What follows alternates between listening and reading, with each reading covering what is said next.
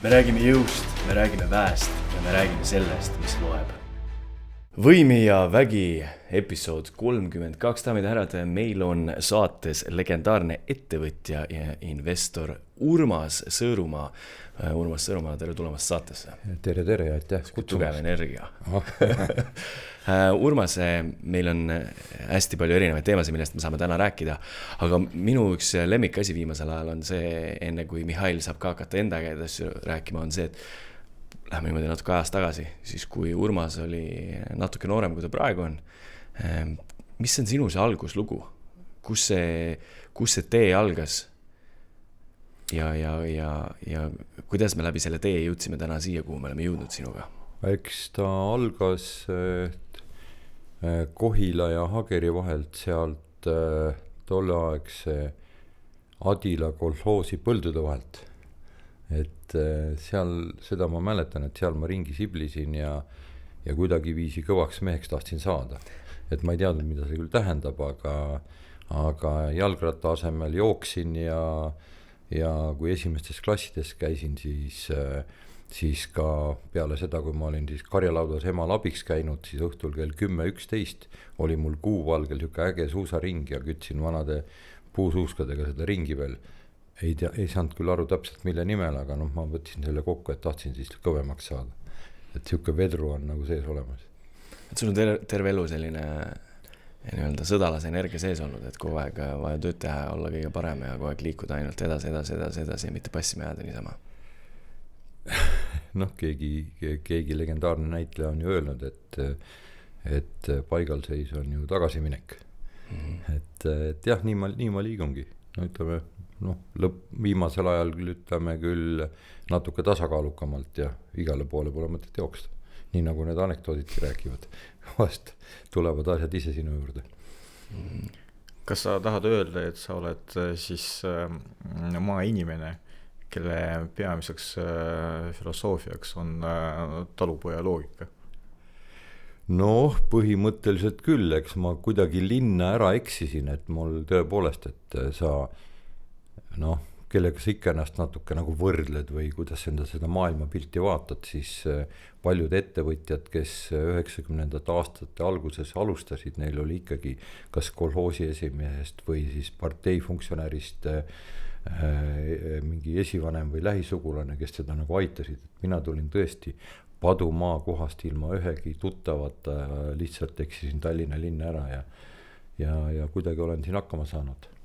Aga kui täna Urmas Sõõrumaa ärkab üles ja hakkab maast ja ilmast mõtlema, et mis on tema esimene nagu mõte ja kes ta on? Kas ta on edukas ärimees, sportlane, poliitik või siis vaimulik? Et kuna tõepoolest neid asju, mida ma olen või neid tegevusi, mida ma olen elus proovinud, on palju ja nende üles lugemine läheb raskeks, siis ma olen ise endale pannud sellise nimetuse, et elukunstnik, eraldi sõnad. Sest et hästi palju küsitakse, mis ma sinu nime juurde siia kirjutan, kas ärimees või mis on üks kõige ebameeldivam sõna minuga, siis mina olen öelnud, et elukunstnik. Ja teine põhimõte, mille ma olen ammu endale selgeks teinud, et ma ei taha rikkamaks saada, ma tahan lihtsalt elu kogeda ja selle tõttu olen ma selline protsessi inimene. Et need, kes Exceli tabeli kokku joonistavad panga jaoks, need on teised inimesed ja ma püüan neist nagu aru saada, aga ma võin ise sellega isegi jänni jääda. Aga tõenäoliselt ka vaesemaks sa ei taha saada? Jah, loomulikult, kes see tahaks saada. Ikka ei taha, aga mõnes mõttes vaatad neid inimesi, kes on nagu kitsikusse sattunud, et siis ükskõik kas või rikkuselt vaesemaks või mõnel muus olukorras, et siis nagu ikkagi käib mingi jõnksatus läbi, et huvitav, mis tunnet seda oleks nagu läbi elada. Et kui ma olen ju saanud elada täpselt seda elu, mida ma ise tahan, ise kujundan. Et kui äkki ei saa, keegi ütleb, et ei tohi või ei saa, et huvitav, mis tunne see on. Aga las läheb parem nii, nagu läinud on. aga kas sa tunned, et see ongi, ma ei tea, õige energeetika küsimus või õige mõtteviisi küsimus, et kas tuleb see õige energeetika või siis rikkus või siis saavutused või ei tule, see kõik sõltub sellest, kuidas sa enda energeetikat suunad. Jah, mina olen täpselt seda meelt, et kuna ma olen ka siis nõndanimetatud vaimseid radu käinud ja mul on loomupärast antud sisse, et kui ma usun, siis ma päriselt usun. Ja mulle üha võõramad tunduvad inimesed, need, kes loodavad, aga kardavad ära sõnada. Et hästi palju meie hulgas on see, et ma usun, et see nüüd tuleb või kas või spordis tema võidab, aga igaks juhuks ma lähen ruumist välja, kui mina vaatan, et siis tavaliselt läheb tuksina. Et ma ütlen, et kuhu te sõidate, rallit ju sõita ei saa niimoodi, et üks jalg piduri peal on. Kui gaasiga, siis gaasiga. See on see duaalse maailma omapära, et sa jääd pendeldama kahe vahele. On, ei ole. Aga kui peab olema, siis ta peab olema. Et jah, et ütleme... Ja see töötab? See töötab. Minu puhul see töötab ja ma olen selles veel päris sügavale suutnud minna igasugustes pimeruumides ja meditatsioonides, sest see film, mida mina vaatan, see on minu film. Ja mitte keegi, see on minu film, isegi koos ebaõnnestumistega. Ja mul on nagu selline usk sinna ümber kasvanud, et selle filmi ma elan läbi. Kas ebaõnnestumised juhtuvad tihti? No kuidas sa neid tõlgendad, et ühe jaoks on ebaõnnestumine see, teise jaoks teine. Mina ütlen, et see on elu loomulik osa, et ma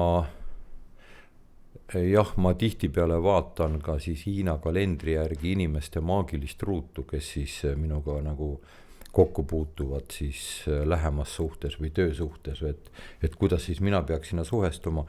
Ja üks ruudu nagu tunnus on see, et kui üks joon puudu on, üks konkreetne joon puudu on, see on siis areng läbi ebaõnnestumiste. Selle inimese enda jaoks võib see olla väga viljakas areng läbi ebaõnnestumiste. Ja siis mina ise vaatan, et okei, ma lähen oma teed, et ma selles mängus ei taha osaleda. Et mul endal seda joont ei ole, nii et ma pigem arenen läbi õnnestumiste, aga ebaõnnestumised on elu loomulik osa. Kas on see mingi eluetapp või siis see on tsükkel, elutsükkel, et peabki mingi tihedusega need ebaõnnestumised tulema? Ütleme, et eks see muster, me kõik elame ju mingid mustrid, vähemalt minu arust. Et teadupoolest ju see õpetus, mida mina olen sattunud kuulama, et siis naistel ja tütarlastel nende tsükkel vahetub natukene kiiremini, umbes 7 aasta tagant, meestel 8 aasta tagant. See on siis umbes niimoodi, et ennem kooli, põhikool, siis kõik muu järgmine, siis üks töökoht, teine töökoht, siis nende tsüklite muutumisel, siis sul jäävad võib-olla mõni vana sõber, tihtipeale muudad töökohta, mingit huviala ja nii edasi ja nii ta kogu aeg nagu muutub ja mul on nagu enam-vähem sellises tsüklis läinud ja kui peenemale tasandile minna, siis võivad muutuda ka. Näiteks tihtipeale inimeste niisugune kõrgem aeg, niisugune positiivsem aeg tekib sünnipäevade paiku.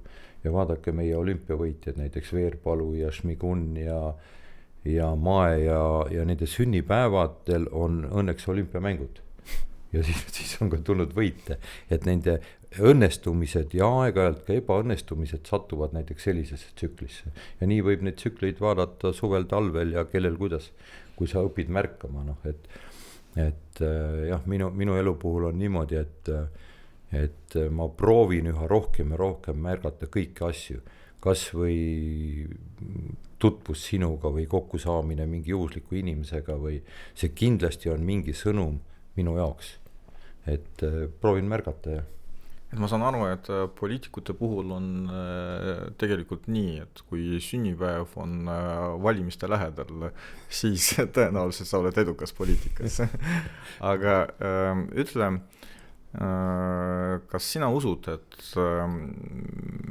meeste puhul peabki olema nii, et tulebki globaalseid muutusi üle elada või ellu viia mingi tihedusega, et ala 7 aastat. Ja siis kõik peab muutuma elus. Töökoht, elukoht, abikaasa. Ja siis see annab nagu arengule iga kord täiendavat energiat. Kas ongi nii? Ei pea olema, aga ma kohe seda veel natuke kommenteerin, aga selle eelmise juurde, et selle maailma vaatamiseks on ju mitmeid mooduseid, näiteks kas või astroloogia. Ja ma mäletan, kui ma Igor Mangiga rääkisin ennem neid valimisi, kui Kaja Kallas peaministriks sai, et siis ta vaatas, ütles, et oi, see on suhteliselt halb horoskoop. Et tõenäoliselt saab peaministriks, et nii halval ajal ju hea horoskoobiga peaministriks ei saa. et ka nii võib vaadata alati, et kui meil ei ole nagu, kui on ümberringi nagu võib-olla aeg on niisugune väljakutsete rohke ja minu mustris on ka see, et väljakutseid vaja, et võib-olla ma satun siis hoopis rambivalgusesse kuskile juhtivale kohale, et oma seda mustrit välja elada, aga jah, kes meist tahab siis neid väljakutseid või neid siukseid ala peret lõhkuda või meeldivat töökohta vahetada või et eks see on pigem tagantjärgi tarkus, kuidas ta välja kujuneb, et plaani järgi neid teha ei ole ju mõistlik. Aga kuhu maailm liigub praegu? Nii nagu, eks ta ju see kosmiline rütm on ju selles plaanis, et ega õun ka ju, ütleme, küpseb sügisel ja mädaneb hiljasügisel ja kevadel algab uuesti ja eks see rütm käib, ja see rütm on maailma miljardite aastate mõistes on erinev, et ma räägin siin kiire anekdoodi, et Peetruse ukse taga on siis erinevad inimesed järjekorras ja üks suhteliselt jõukas ärimees küsib, et ennem kui järg tema kätte jõuab, et kas see 100 aastat, mida inimene siis heal juhul elab, on sinu jaoks pikk või lühike aeg, mis sa nalja teed, et see on ainult üks hetk. Aga 100 miljonit või see pole peaaegu üldse midagi. Kuule, aga anna mulle äkki 10 miljonit veel, oota üks hetk.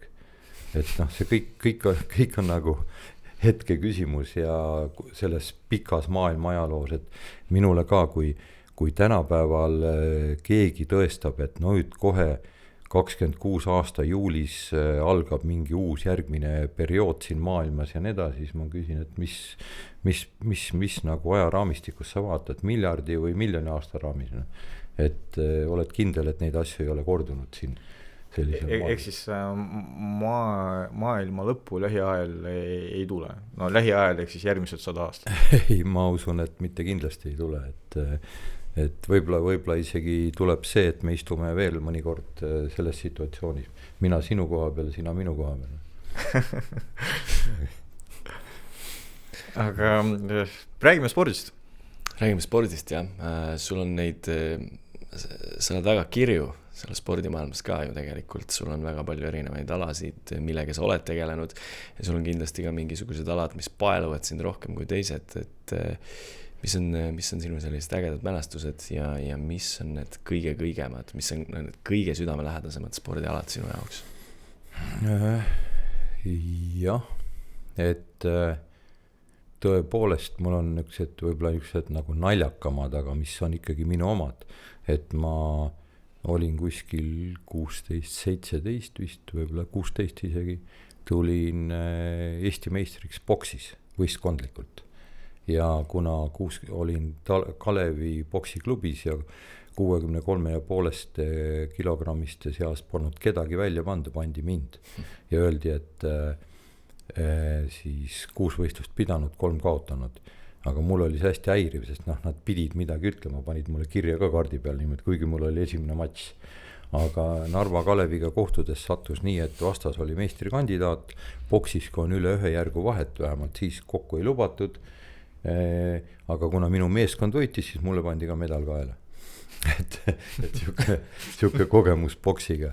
Et jah, ja siis võistlustantsu ma õppisin tantsima niimoodi, et mulle meeldis väga üks tüdruk, kellest sai hiljem minu laste ema ja kuidagi ma tahtsin seal seltskonda sobituda, aga mind nagu öeldi, et oota, kui me trenni teeme nii kaua.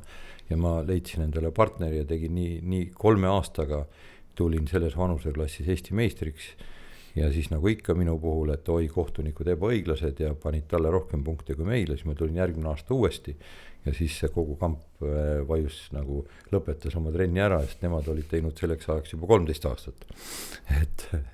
Et noh, niimoodi ma olen oma tähtkujult ambur ja amburit öeldakse niimoodi, et laseb noole valgesse seina, joonistab ringi ümber ja tõestab kõigile ära, et 10. Mina juhuslikult olen ka ambur. Kas oled siis edev inimene? Noh, ma ise ei taha seda tunnistada, aga eks ma kipun oma nina ikka torkima võib-olla rohkem kui keskmine inimene kuhugi. Igas valdkonnas? No igas vast mitte, eks ma ikkagi annan endale aru, et eks see tuleb vanusega ka, et ikkagi igal inimesel on oma anne ja oma nagu siukene tugevus, et tuleb aksepteerida seda, et iga inimene on äge ja andekas mingis vallas ja mina seal konkureerima ei hakka temaga. Mis on sinu tugevused? Võib-olla teatud siukene tahtejõud ja järjepidevus, et kui ma kas või nüüd see kinnisvara arendamine kas või Rotermannis, et ükskõik, on seal kriis vahepeal, on seal COVID, siis ma lähen raudse järjekindlusega, minu arust COVID ajal ei olnud ühtegi päeva, kui ma tööl ei käinud. Et ikka sellepärast, et muuseas see on mul ennem ka olnud, et kui kõik teised juulikuuses puhkavad ja jalad vees on, siis mina mõtlen, et konkurendid puhkavad, et nüüd on õige aeg nagu tuld anda. Et siis kui nemad puhkuselt tulevad, siis ma olen hoopis teisel stardipositsioonil. Siukene sihikindlus ja järjepidevus. Aga kas sa usud või tegelikult sinu elu seda ka näitab, et kui sa oled edukas ühes valdkonnas, siis sa oled leiutanud valemi, mis sind aitab ka teistes elutegevustes. Kas ongi nii, et nagu see ida filosoofia ütleb, et tõeline meister on igas valdkonnas meister? Eks ta jah, natukene võib-olla seda moodi läheb, et ma olen öelnud, et ma ei ole, ma olen juhi tüüp, aga ma ei ole väga hea juht, ma olen pigem liider. Et kui ma olin näiteks Eesti Energia nõukogu esimees, ma ei teadnud energeetikast mitte midagi, ega ma tänagi väga palju ei tea, minust on oluliselt targemaid inimesi, aga ma ei kahtle hetkekski, et ma võin kogu Eesti energeetikat juhtida, ma võin tulevast tuumajaama juhtida ja kuna ma tean, et ma seal ei karda nagu mitte midagi, sest ma tean, et need inimesed, kes seda asja sisu teavad ja mulle selgeks teevad nii palju, kui juhtimiseks vaja on, neid alati leidub. Et ma olen selles mõttes nagu juhi tüüp, et ükskõik, mis valdkonda on vaja juhtida. Kui sa oled liider, kas eelkõige vaimne liider siis? Eks liider ongi ka natukene vaimne liider, et sa pead oskama erinevaid siis inimesi, kellel on erinev anne tasakaalustada. Ma olin ju ka noore mehena Eesti Suurettevõtete Assotsiatsiooni siis president. Ja miks? Sellepärast, et ma oskasin juba tollel ajal, ma arvan, et ma olin vaevu 40, et ma oskasin siis olla vahemees nii vanematele ettevõtjatele kui noorematele, nii eesti keelt kõnelevatele kui vene keelt kõnelevatele. Ja ma ise ka imestasin, et kuidas mina seal keskel seda usaldust siis, kuidas ma neid kõike siduda oskan, et noh, eks see on teatud mõttes ärakuulamise oskus ja teistega arvestamise oskus. Kas äri on sinu peamine tegevus ja kõik muu on siis, ma ei tea, kas hobi või kõrvaltegevus või siis selline nagu täiendav tegevus, et kuidas sa ise näed? Ettevõtlus võtab jah, tõsi, suure osa minu ajast, aga ma võtan seda täpselt selles võtmes, selles inimlikus võtmes, et see peab mulle hingerahu pakkuma, see peab mulle suhtlemisrõõmu pakkuma ja ütleme, et noh, kõike seda, mida elu pakub, noh loomulikult, eks väike sport ja jooks, kehavormis hoidmine, seda päris töölaua taga ei tee, aga noh, muud elud, need suhtlemised, olemised, koos puhkamised, minule on tavaliselt minu ettevõtte juhtkond on ka mõnes mõttes peresõbrad, et ma käin igal aastal umbes 40 siis oma ettevõtete juhtivate töötajatega kuskil maailmanurgas koos puhkamas ja seda on nüüd olnud 10 aastat, alates Türgist, Jaapanist, viimane kord Argentiinas, Aafrikas, Aasias, kus me ka kõik ära käinud ei ole, et ma proovin niisugust nagu teatud peremudelit nagu läbi elada. Kas sinu jaoks inimene on maailma keskel? No, hea küsimus. Jah, nagu ma ennem ütlesin, et... Või jumal? Kuidas? Või jumal? Inimene on ise tükk jumalast, ta on ju jumala esindaja siin maa peal, mõnes mõttes, et kõik need jumalikud asjad elatakse läbi meie ja see mängufilm, mida meie läbi elame, on ainult meie mängufilm. Igalühel on meil erinev ja seal nüüd ütleme väga palju kellegiga vaidlusse laskuda ei ole mingisugust mõtet, et ma jälle ühe mõttekillu ütlen, et noh, kõik me teame, et on ju suur universum, on linnutee, on kuu, päike, on ju, tead miks need on? Selleks, et me neist rääkida saaks, päris huvitav ju. Et see on kõik nagu meie silmade läbi, võib-olla keegi teine ei näe niimoodi. Et ja see on kõik jumalik, sest et kuskilt maalt sa jõuad ikka sinna maani, et keegi on veel kuskil, kes otsustab mingite asjade üle, näiteks aeg. Et aja järgi me elame, aja järgi me jääme hiljaks ja nii edasi, isegi kui me tahame, et mitte jääda.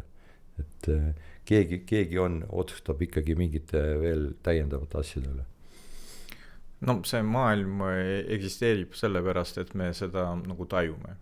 Ja meie jaoks see maailm on olemas nii kaua, kui me oleme olemas. Aga on kindlasti olemas ka objektiivne reaalsus, ehk siis maailm, mis meist ei sõltu. Või? No meie jaoks seda ei ole, aga suuremas plaanis peaks ju olema. Noh, jah, kindlasti. Noh, siin on nendel teemadel võib hästi palju filosofeerida, et nagu ma ennem juba ütlesin, et võib-olla mingil ajal siin maailmas me istume samasuguses rollis, aga erinevate toolide peal. Ehk siis kohtume ka järgmises elus? Mina usun seda, et me oleme ennem kohtunud ja kohtume veel. Aga mis on sinu jaoks religioon? Et sa oled nii kristlane kui ka budist, aga kristlaste jaoks seda teist kolmandat elu vähemalt maa peal ei ole. No see usk ja üldse need on vahendid selle maailmaga suhtlemiseks, ega kristlus siin maailmas on ju ka ainult ju paar tuhat aastat. Et kindlasti maailm ei ole nii lühikene. et kui me vaatame, kus tekkisid vaatame need kristlus ja sama vanad usud, need tekkisid erinevates maailma nurkades, see on nagu maailma käsitlusviis teatud mõttes. Et ka astroloogia tekkis umbes 4500 aastat tagasi enam-vähem samal ajal nii Hiinas kui Lõuna-Ameerikas, nii Indias kui Araabias, et nii raadiogi leiutati enam-vähem samal ajal erinevates maailma nurkades, et kui see energia kuskil koonduma hakkab, siis see väljendub erinevatel viisidel ja nagu minu üks hea tuttav nimetab selle siis looja kohta, millesse me siis maailmas nagu usume, et ütleb 1000 nimega nimetu. Et ja kui me nüüd toome endale lähemale selle kristluse, siis see on minu jaoks elamise viis ja ma enda kodukanti hakkame ehitama siis ka ühte munga kloostrit, mis siis ma olen käinud neil munkadel külas Aatose saarel ja see, kuidas nad elavad, see on üks vahva viis siin maailmas olemiseks. Et kui pühendunult nad siia maailmas olemisse nagu suhtuvad, et see on nagu hästi vahva. Et me olemegi siia tulnud ju, et arenema. Minu arust vähemalt. Ehk siis kõik religioonid tegelikult räägivad sama lugu? Põhimõtteliselt sama lugu. Või ainult erinevat moodi? Kõikides religioonides, ükskõik mille üle sa vaielda võid, siis üks asi, mis on inimlikkus, see on kõigil ühesugune. Kõik me ikkagi rõõmustame teatud asjade üle ja kurvastame teatud asjade üle, aga me võime selle endale küll ka kuidagiviisi kujustada teistsuguseks, aga üldiselt see inimlikkus on igalt poolt nagu läbi. Sa oled humanist? Jah, küllaltki jah. Aga kindlasti meid huvitab ka sinu selline võib-olla elulugu selles plaanis, et mis on need pöördepunktid. Et me rääkisime sellest, et on erinevad etapid, iga etapp on vajalik, aga mis on need pöördepunktid, mida sa ise nagu tajud, et just seda oli vaja? Minu käest on ka praegult küsitud, et kas ma võiks uuesti tahta saada olümpiakomitee presidendiks, et siis ma olen öelnud ei ja miks ei, sest see asi mulle väga meeldib, see läheb mulle korda, ma võiks väga kergelt hakata ja sinna saada ka, aga ma tunnen, et kui sa tahad elus edasi minna, siis ennast korrata ei saa. Ehk kui sa oled mingit asja teinud, kas või oma ettevõtet, ma tegin kunagi turvafirmat ja ma sain tagantjärgi aru, et ma tegin seda sellise kirega, teadupärast ma kontrollisin umbes 80% Eesti turust, 50% Läti-Leedu turust ja see on sellel turul midagi nagu müstilist. Ja siis ma tahtsin siis oli mul 5-aastane keeluaeg ja siis ma hakkasin nagu uuesti tegema ja ma olen mingi 10-15 aastat uuesti ponnistanud ja ma saan aru, et ennast ei ole võimalik korrata, sellist edu ei ole võimalik saavutada. Nüüd, kui ma peaks olümpiakomitee presidendiks minema, siis ma tean, et ma küll mõistus ütleb, et ma saan hakkama, aga seda kirge mul enam ei ole, et ma pean edasi minema ja midagi muud tegema teisel tasandil. Ehk siis kas see on ka nagu sõnum teistele inimestele, eriti noortele, et iga asja tuleb ikkagi teha mingi emotsiooniga ja kui see emotsioon lõpeb, siis võib-olla see tähendab, et nüüd on järgmine etapp, et tuleb leida või otsida nagu midagi muud. Ja minu arust küll, et kõigepealt tuleb see enda kirg üles leida, sest me tihtipeale teeme tööd või asju teeme nagu vastu tahtmist ja sellepärast ei tulegi välja.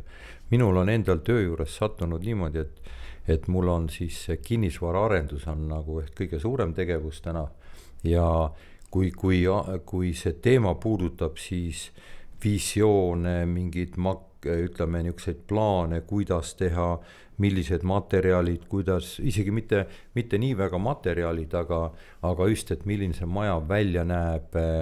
Arhitektid joonistavad mulle tihtipeale kümneid ja kümneid plaane, ma olen nad igatepidi ütleme ära tüüdanud oma nendega kõigiga, ma võin seal nagu lõpuni vaadata, aknakujud, osjad, uksed, nägu, noh, proovin tajuda selle eskiisi siis või selle visuaali energeetilist nimetust, noh näiteks Talsinki energeetiline nimetus on voolav vesi.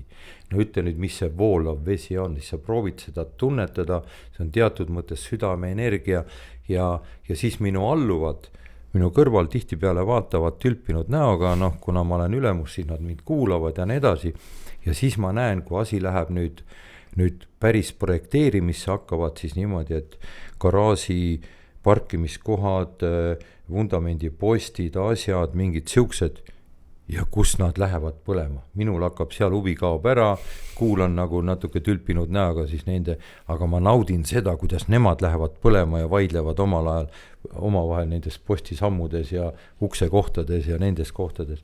Et ja nii on terves elus, et kui igaüks leiab oma selle, kus tal see kirg tööle hakkab, et siis ongi kõige parem, et ei ole tähtsust, kas sa juhid suurt ettevõtet või koristad kuskil või valvad midagi või laod müüri või kui sa saad seda teha oma nagu siukse kirega, siis see on äge. Kus on sinu kirg? Wrestlingu ringis. Ongi nii, jah? Jaa, ei ma jäingi mõtlema, Urmas rääkis, ma mõtlesin, et kui see kirg on nii tugev, aga sa nagu ei saa seda teha, siis tuleb ju leida ka mingeid muid ägedaid asju, mida teha või kuidas see on. No, või peaks seda sisemist häält kuulama, mis kogu aeg karjub, et kuule, aga tee veel üks jooks. Ei, jah, ma nüüd isegi ei oska nagu seda öelda, et tihtipeale vist on nii, et inimesel küll on, aga ta miskipärast ei saa seda teha. Siis tuleb leida mõned targemad asjad äkki. Võib-olla on või analoogsed asjad mingis teises väljundis või? Ma olen showmees ikkagi hingelt alati olnud. Ja mis on siis sinu nagu järgmine nagu suur eesmärk? Ma siin vaikselt kuulen ja siis ma kogun läbi selle ruumi neid mingisuguseid mõtteid või energiaid enda sisse praegu. Ma arvan, et küll see ära käib ükskord, ma arvan. Aga mis on armastus sinu jaoks? Jah, need õnn, armastus ja need on kõik siuksed huvitavad, teelt on need, kõik need on ühe sõnalised asjad, et ma arvan, et see on seisund. See on seisund ja nii nagu inimene hakkab seda pikemalt kuidagi kirjeldama, et see on kellegi teenimine, kuhu seal tagasiside saamine, see on kõik, minu jaoks on see pläma, et samamoodi on õnn, on ka ühesõnaline asi, ei pea tervet lehekülge kirjutama ja see kõlab väga, väga hästi ju nüüd ja siin, ehk tšastse, et vene keeles on see nagu väga hea ütlemine, et see on nüüd ja siin, see ongi õnn. Et see, mis homme tuleb, seda me ei tea ja see, mis eile oli, pole tähtsust. Aga kas harmooniaks on vaja, et oleks nagu teine pool? Ei, enda teine pool või? Jah, ehk siis abikaasa. Abikaasa on sinu sisemise poole peegeldus. Et mina olen seda meelt, et inimese sees on, nimeta seda tahes, meespool, naine pool, päike, kuu, mida tahes, ja tasakaal selle vahel. Ja kui sees on tasakaal, siis teed silmad lahti ja on ka väljas tasakaal. Ehk öeldakse siis niimoodi, et hästi palju kõlab siukest asja, et tulge sinna meeste ringi või tulge sinna naiste väeringi ja mina ikka küsin, et kulla naised, et mis te teete? Te tapate oma sisemist meest ainult. Aidake ta sees troonile, siis on väljas ka troonil. Väljas niimoodi pussides ta ei lähe. Ehk siis inimene on täiuslik tegelikult ja selleks, et olla õnnelik siin ja praegu, sa ei pea olema kellegiga koos, sa pead olema eelkõige endaga harmoonias. jah, aga kas see inimene nüüd mõnes mõttes, kui ta siin maa peal on ju tore öelda, et ta on täiuslik. Aga kui ta satub duaalsesse maailma, siis on ta tegelikult tasakaalust väljas. Et ehk siis me otsime nagu teist poolt või kedagi nagu lähedal selleks, et ennast tasakaalustada. Jah, eks me tasakaalu otsime, aga me tegelikult otsime enda väljast poolt kedagi, kes peegeldaks meie enda sisemust. Et mina, ütleme, et mul on niisugune omaette anne, et ma oskan mõõta siis nii meesenergia kui naisenergia suurust ja tavaliselt see on meestel siis umbes 65% meesenergiat ja ülejäänud on naisenergia pool ja naistel vastupidi. Aga ideaalsemas juhus, kui ma olen hästi tasakaalus seest, siis see läheb isegi 45-55. Ja kui ja uskuge, need inimesed on hästi chillid siuksed, neid ei väga nagu see väline ei häiri ega midagi. Ja kui vaatate kõiki neid jumaluste kujusid, siis alates Jeesus Kristusest, Budast, Shivast ja nii edasi, siis vaadake neid, sest tegelikult kui neid on isegi raske hinnata, kas ta on mees või naine, et ta on nagu nii tasakaalus. Et ja teadupoolest siis ongi nii, et ütleme, et sellel hetkel, kui sa siit elust ära lähed, tõenäoliselt jõuad sa siis sinna 50-50 suhtesse ja oledki läinud. Et seni kaua sa otsid tasakaalu välistest tegevustest, teistest inimestest, jah, sa otsid nagu tasakaalu, aga sa otsid nagu seda kellegi või millegi näol, tegevuse või inimese näol. See on minu teooria. Jah, et inimene ju pidevalt otsib tasakaalu sellisel viisil, et tasakaalu kaotab. Et me küll oleme siin stuudios tihti küsinud, et kes on see tõeline mees ja mis on tõelise mehe siis tunnused. Aga ma isegi ei tea, kas see küsimus on sinu puhul nagu adekvaatne, et või siis sina pigem nagu vastad, et seda ei olegi vaja, et sellist aru saama. Aga eks me ikka tahame kirjeldada siin maailmas oma siis seda, oma arvamust või seda tunne, et minu arust tõeline meesenergia on lihtsalt kohal, kuulab, on kohal ja tekitab, ma räägin oma sisemisest elust, tekitab oma sisemisele naisenergia sellise üsatunde, sellise kohaloleku tunne.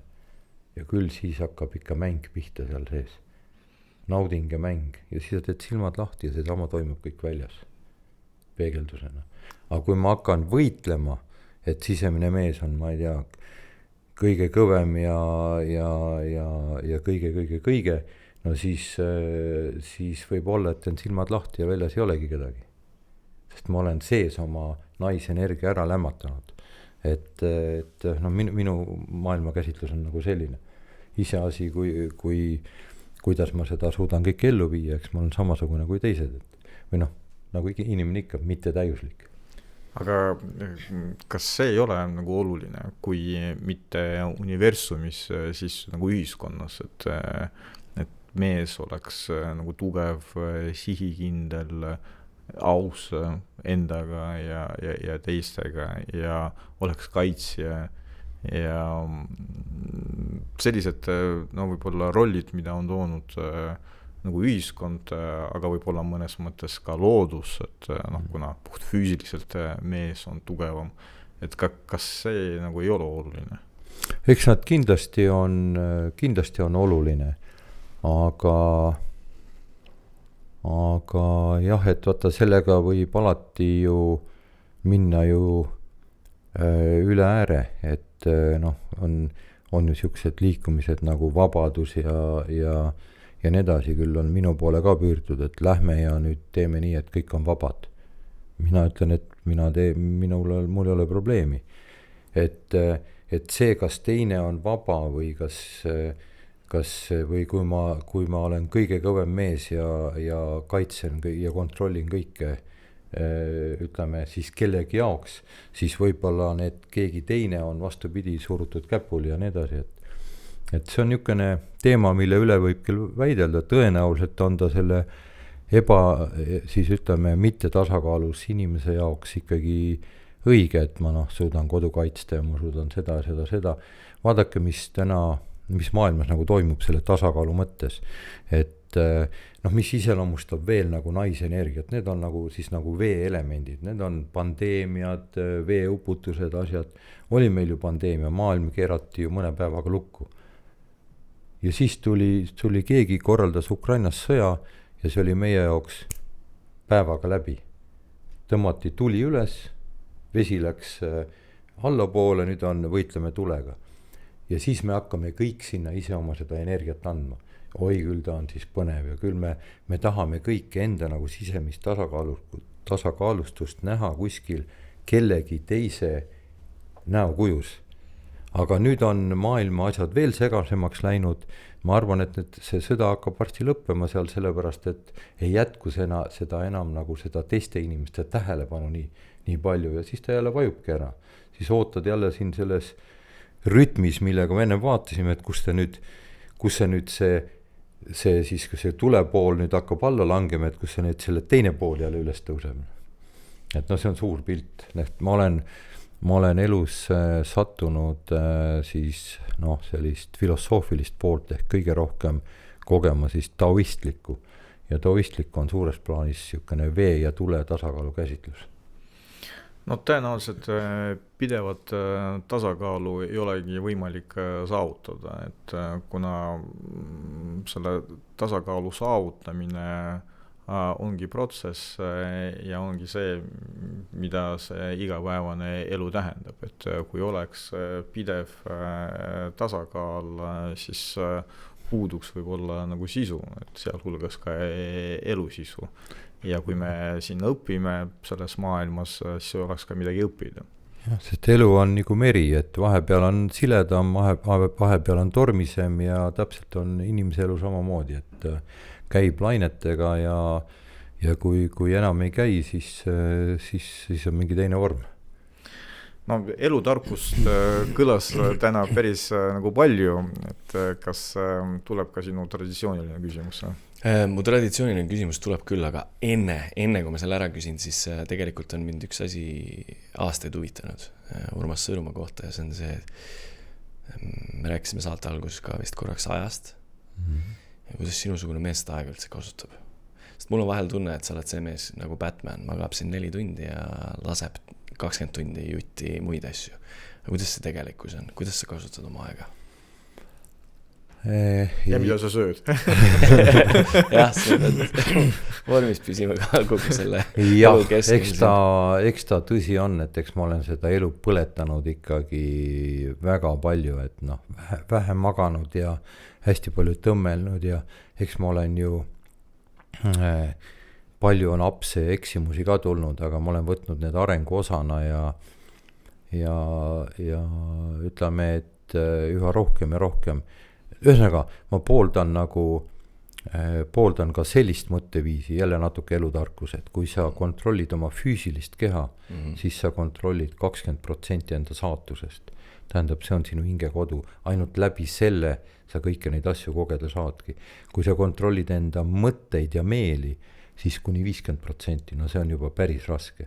Ja kui sa oled siis kogu selle universumiga nii ühenduses, ütleme, et viimased andmed, mida ma kuulsin, kes seda täpselt teab, et inimesel on umbes 51 miljardit keharakku, mis vastab siis 51 miljardile taevatähele, mille kese on siis põhjanael, mis on ühenduses sinu käbinäärmega, aga kõik miljardid või 51 miljardit on, igaüks pulseerub sinu ühe rakuga koos.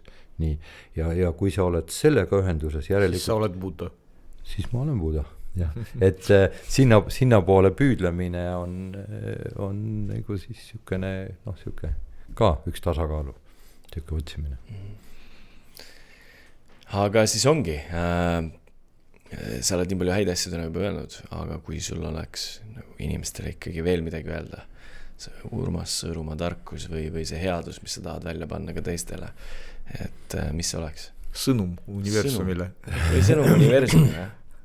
Võib-olla sõnum ise endale, et jälle üks õpetus, mida ma olen sattunud siis kogema või õppima, on see, et ühel hetkel me läheme siit ilmast kõik ära, öeldakse, et me elame üks korda, tegelikult me sureme üks kord, me elame iga päev ja sellel hetkel, kui inimene lahkub siit ilmast,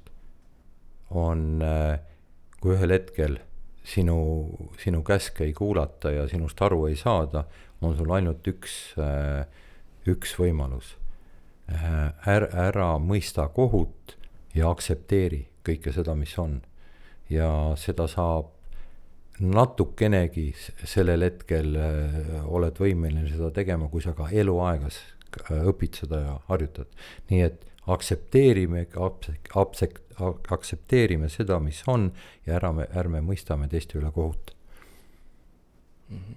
Päris ilusti öeldud iseenesest ju. Ei olegi midagi lisada. Konkreetne. Viimane küsimus. Täna. Ma jõuame neid tulevikus veel küsida, aga mida sa tahaksid Tallinna linnapildis veel muuta? Kus sul on tunne, et midagi on veel puudu? Mind küsid või? ma jõuan sinult ka võib-olla kõrang küsida seda. See on täitsa see maine küsimus, et eks me rääkisime juba siin vist sellest demokraatiast ja kõigist, et kuhu see kõik areneb ja nii edasi. Minu arust selline inimlik koos olemine, et minu arust ametnikkond kasvab paremas keskkonnas võib-olla kui muud ettevõtlikud inimesed, no mitte ainult ettevõtjad, aga ka kõikide muude valdkondade inimesed, et nad oleks lähemal kuidagi, et nad kuulaks teineteist rohkem, eks nad aksepteeriks teineteist rohkem ja seda ma sooviks Tallinna linna, et sellist mõnusat inimlikku olemist. Perfektne. No kutsu mind järgmine kord nagu stuudiosse. Teeme saate kahekesi. Mida ma arvan? Kahekesi. Ja, no Urmas lubas, et järgmine kord tema küsib. Vahetate lihtsalt järgmises saates kohad ära. No super. Voim ja vagi@gmail.com on see koht, kuhu te meile kirjutate, kui te tahate meile kirjutada ja ägedaid küsimusi küsida või kui teil on mingeid ägedaid soovitusi. Päeva lõpus ikkagi hoidke oma ringi hästi tore, hoidke üksteist ja olge ägedad, kõike kõige paremat teile.